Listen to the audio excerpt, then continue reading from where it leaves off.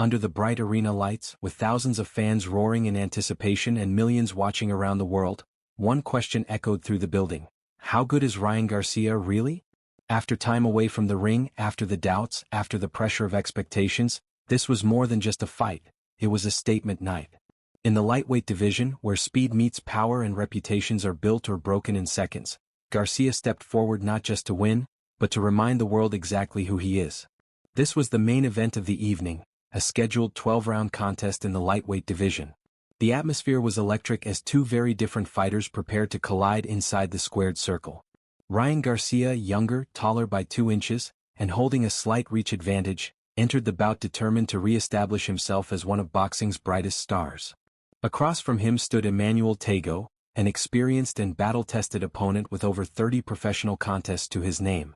The introductions began with Emmanuel Tagoe in the blue corner. With 33 professional fights under his belt, his record spoke of resilience and experience. 32 victories, 15 of them coming by knockout and only a single defeat.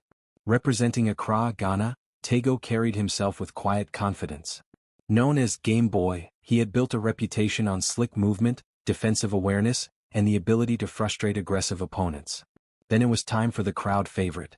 Fighting out of Victorville, California, Ryan Garcia entered the ring undefeated, boasting 21 wins with an impressive 18 knockouts. The cheers grew deafening as his name was announced. For Garcia, this was not just another fight, it was a comeback, a moment to prove that his speed, timing, and devastating left hook were still among the most dangerous weapons in the division. The referee called both fighters to the center of the ring, delivered final instructions, and reminded them to protect themselves at all times. With a respectful touch of gloves, the stage was set. 12 rounds stood between them and victory. From the opening bell, Garcia established his presence. He immediately took control of the center of the ring, applying pressure and testing Tagoe's reactions.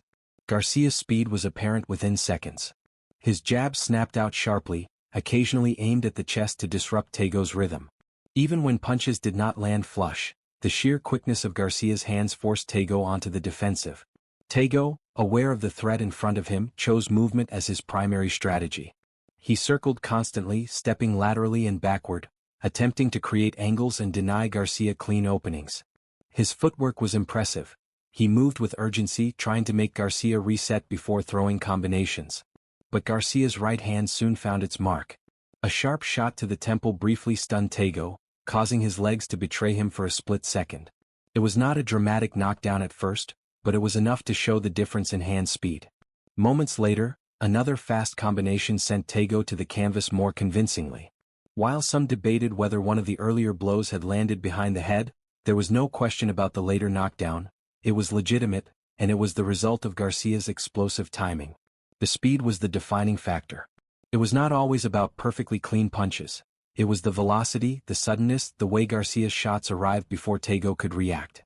Garcia mixed in right hands and uppercuts, occasionally targeting the body.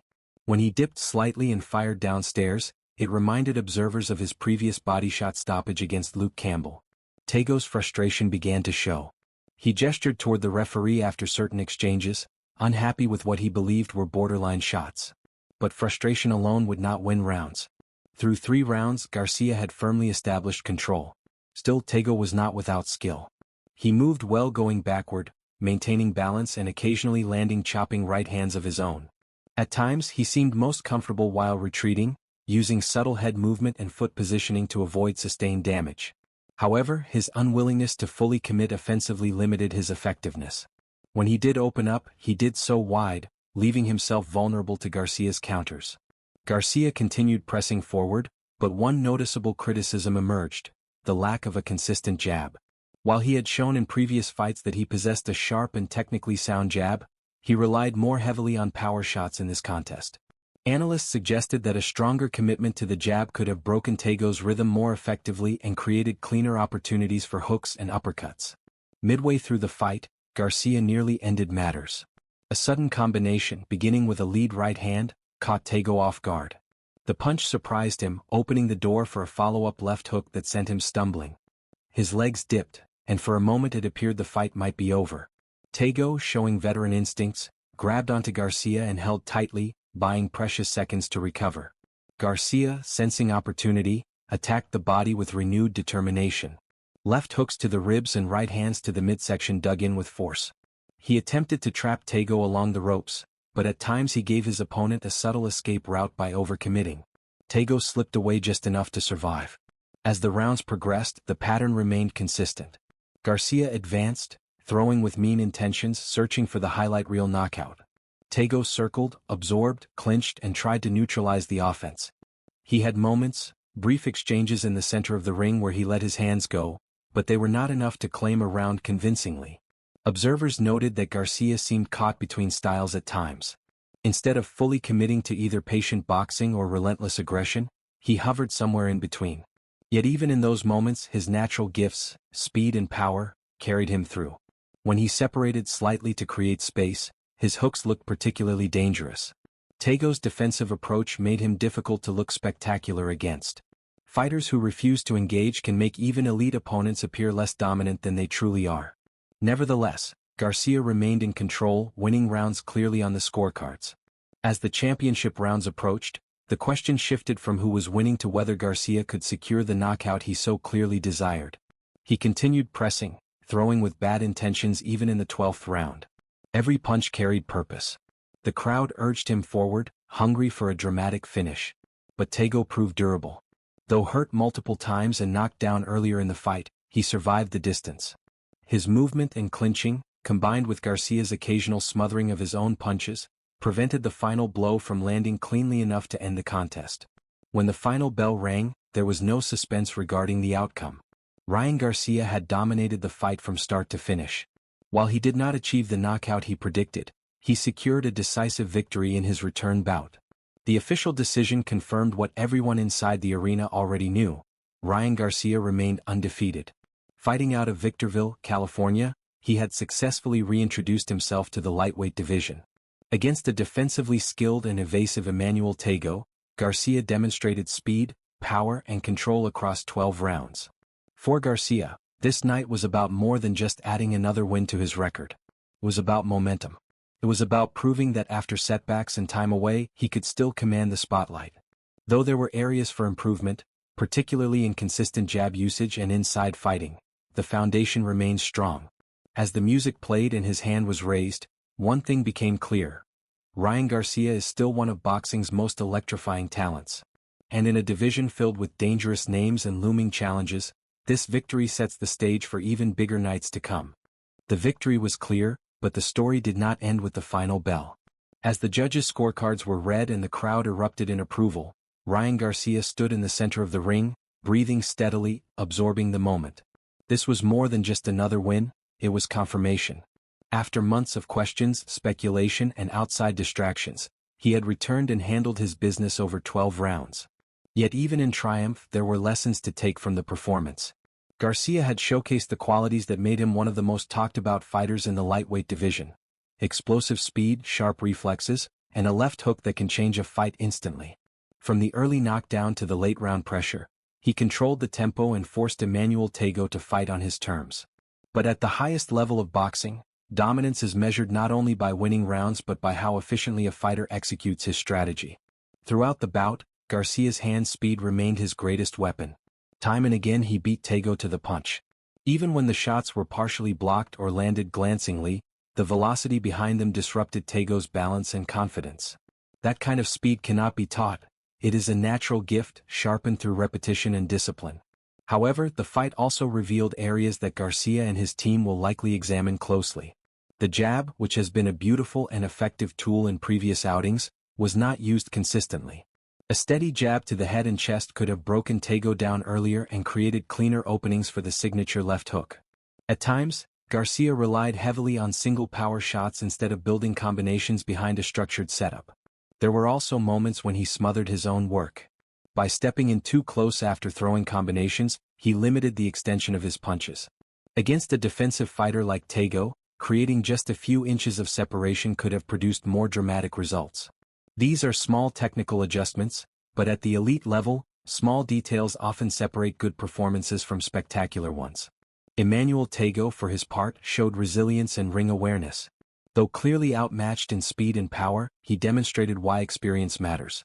His movement, clinching, and ability to survive after being hurt kept him competitive enough to see the final bell. While he did not win rounds, he did not fold under pressure either. Facing an explosive puncher like Garcia for 12 rounds requires mental toughness, and Tagoe displayed that in full. As Garcia spoke in the post-fight interview, confidence radiated from him. He acknowledged that he wanted the knockout but emphasized that going the distance had value as well. 12 rounds provide conditioning, patience, and composure, qualities essential for future championship opportunities. Not every fight ends in a highlight reel finish, and sometimes the ability to dominate without forcing mistakes is a sign of maturity.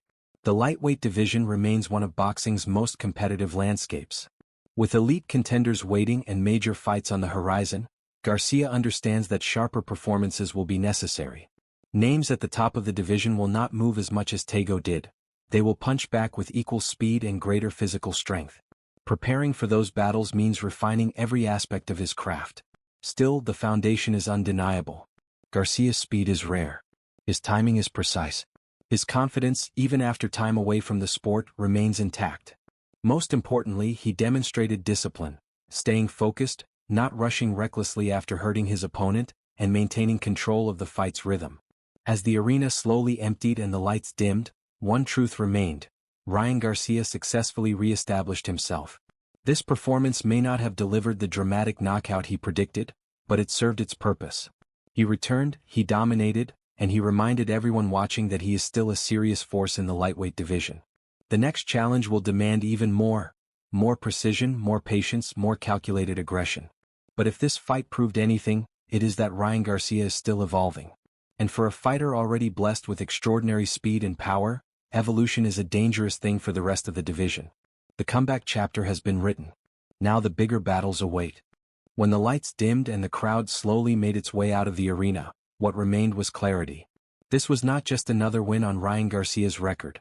It was a reminder of his speed, a reminder of his power, and most importantly, a reminder that he is still a serious presence in the lightweight division. Over 12 rounds, Garcia demonstrated control, confidence, and composure. From the early knockdown to the relentless pressure in the championship rounds, he dictated the pace of the fight. Emmanuel Tagoe, with all his movement and defensive awareness, could not solve the puzzle of Garcia's timing. Even when Garcia did not land perfectly clean shots, the sheer velocity behind his punches disrupted Tagoe's rhythm and forced him into survival mode. Yes, there were moments where improvements can be made. The jab could have been used more consistently.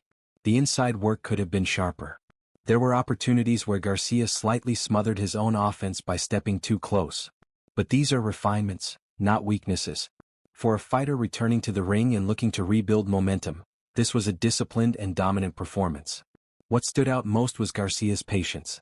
Earlier in his career, he might have chased the knockout recklessly after scoring a knockdown.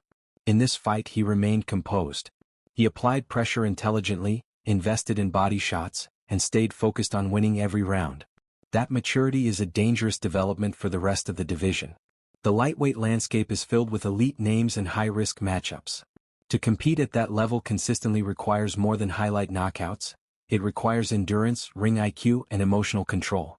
Against Tagoe, Garcia gained valuable rounds, sharpened his timing, and proved he can handle a defensive, evasive opponent over the long haul. The final bell did not bring a dramatic stoppage, but it brought something just as important: confirmation. Ryan Garcia is back, still undefeated at this stage of his career in this bout, still explosive and still evolving. This performance was not about perfection. It was about progression. And progression leads to bigger nights. If you enjoyed watching Ryan Garcia's return and want to see what's next for him in the lightweight division, now is the time to stay locked in. The road ahead is filled with massive fights, potential rivalries, and career-defining moments. Make sure you follow for more full fight breakdowns and in-depth analysis. Subscribe for upcoming boxing highlights and exclusive coverage. Share this recap with fellow fight fans who live for speed, power, and elite-level competition. Drop your thoughts. Who should Ryan Garcia face next? Should he aim for a title shot immediately, or take one more high-profile tune-up? The lightweight division is heating up, and every performance matters. Ryan Garcia has made his statement. The question now is, who answers it? Stay tuned. The best is yet to come. Boxing Glove Fire.